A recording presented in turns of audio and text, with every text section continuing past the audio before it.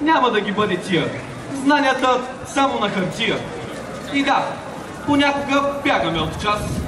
И щом отгоре облак върху нас планира разярен да ни прегази, класната с чадър пак ще ни предпази.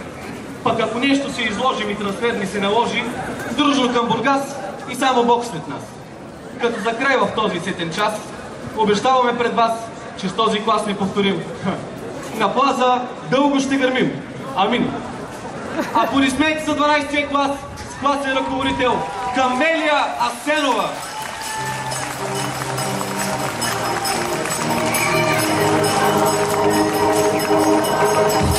Колко нощи ти не спал не си, мисля си какво ще е да съм до теб. Стъпка напред,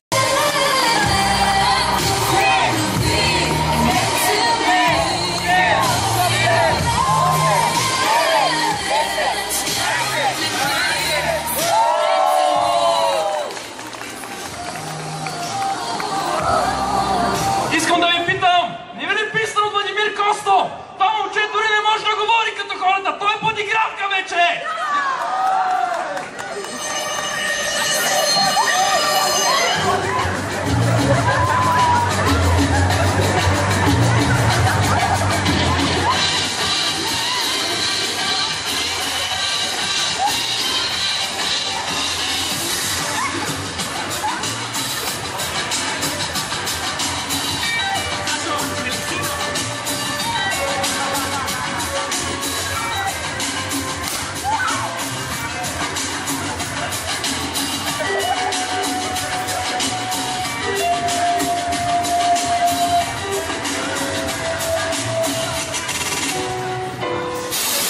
stъпка